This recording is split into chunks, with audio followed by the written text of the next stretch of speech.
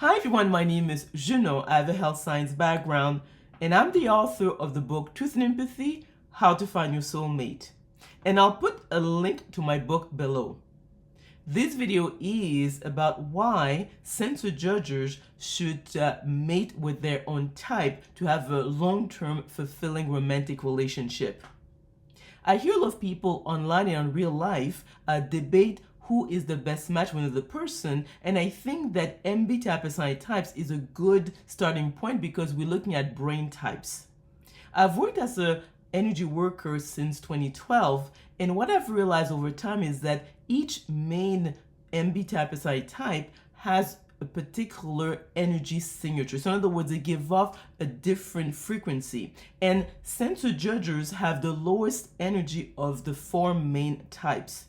The main issue is that when two live entities are close to each other, their nervous system tends to synchronize. So what we'll see is that their blood pressure, heart rate, even blood glucose, a number of physiological markers start actually matching. So especially when it comes to, let's say, if someone gets married and living on the same roof and they're probably going to sleep in the same bed, which means that on average between 6 to 8 hours per night, they are going to be synchronizing their whole bodies. And what happens is that the person who has the best energy, or in other words, has the highest energy, tends to suffer because the one that has the lowest energy tends to actually drag this person down. So over time, the person who's the healthiest or has the highest energy will become sick. So you'll see that often their resting brain will actually speeds up and they hyperventilate to the mouth, and long term there's a lot of negative consequences from high blood pressure. They might suffer from insomnia,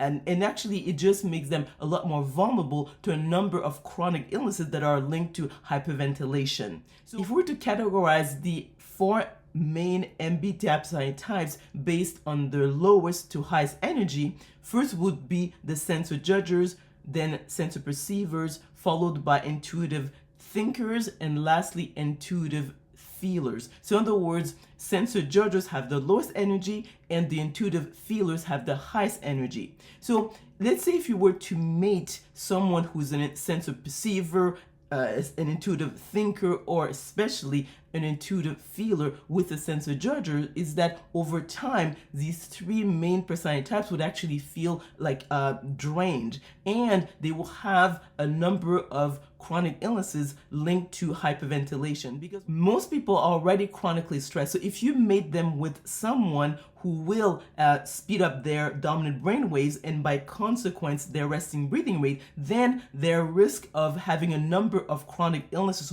such as high blood pressure, diabetes, insomnia, depression, and so forth is actually much higher. And the other aspect is that sensor judgers are judgers. So these are people who like reliable, reachable, they like to organize, they don't like surprises. So it actually eliminates already like half of the MBTI personality type, because half of them are perceivers. And sensor judgers really like someone who is reliable as a long-term partner. The other main concern is that sensor judgers have, in terms of the theme of their lives, duty and tradition. And although about 85% of the population are made up of sensors, a good portion of them are sensor perceivers. And the theme of the lives of sensor perceivers is freedom and movement. So in other words, they are at opposite end when it comes to sensor judgers versus sensor perceivers. So let's say if a sensor judger wants to mate with a sensor perceiver, what they'll discover is that they have a different organizational style. So in other words, sensor perceivers will feel that they cannot rely on the sensor perceiver because they like having an open-ended sort of like schedule. They like unpredictability, and also they tend to want to wait until settling down. So sensor perceivers won't feel that they can rely on sensor perceivers. And the other aspect, although their energy difference is not as great as, let's say, if a sensor judger was to mate with an intuitive, but they can still feel a difference. Even in terms of sensor judgers,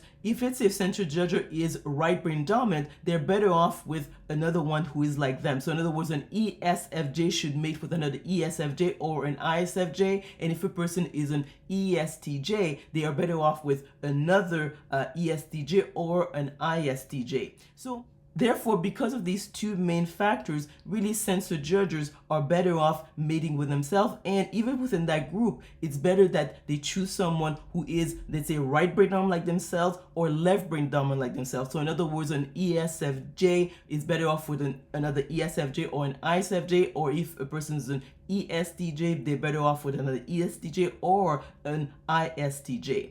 So let me know what you think about the content of this video by commenting below. If you like this video, if you learned something, please click on the like button. Also remember to click on the notification bell to be notified of other videos I'm going to be making. Subscribe to my channel and we will talk soon.